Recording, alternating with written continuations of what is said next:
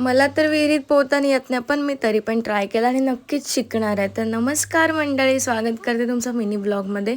आणि आज पण होती आमच्या शेतावरती लावणी आणि आज बनवायचं होतं जेवण. त्याच्यामुळे मी घरी आलेली मम्मीला थोडीफार मदत करायला, कारण 5-6 बायकांचं जेवण होतं आणि तिला थोडी हेल्प केली. भाजी वगैरे बनवायची होती, डाळ भात भाजी, भरलेली वांगे वगैरे बनवले आणि या दोघांना घेऊन मी निघाले शेतावर जायला. तर आमच्या इथे जाताना पाण्यातून जावं लागतं, सो यांना दिलेले डबे धरायला मी धरला माझा मोबाईल.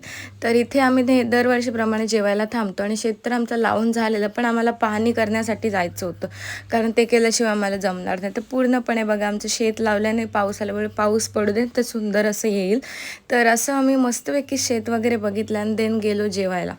तर यांना सगळ्यांना जेवण वाढलं, यांना पण जेवण वाढलं, जेवलो वगैरे आणि त्याच्यानंतर गेलो विहिरीत पोहायला.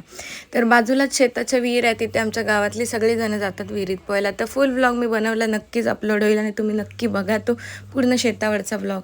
मग विहिरीत वगैरे पोहून झाला आणि आम्ही निघालो आमच्या घरच्या रस्त्याला. त्यांना पण बोलवलेलं, म्हणजे माझ्या नवऱ्याला जेवायला. सो त्याला पण घेतलं आणि मी पण निघाली घरी जायला. तर हे जे मी टी शर्ट घातले ते माझ्या भावाचं आहे, सो त्याला पाहिजे होतं, पण ठीक आहे आता त्याला भेटणार नाही. ते जेव्हा मी घालते तेव्हा मी त्याला कुठलेच कपडे देत नाही, ते आता माझंच राहिलं असं त्याने बघतच असेल. तर त्याच्यानंतर आली, पहिली फ्रेश व्हायचं होतं मला, कारण हेअर वॉश वगैरे करायचे होते, कारण केस माझी खूप डल झालेली. आणि हेअर वॉश केलं, त्याच्यानंतर रात्री गेलो आम्ही सुरेखाला तर चिकन रान खायला. असा होता माझा आजचा दिवस. भेटू उद्या, बाय, गुड नाईट.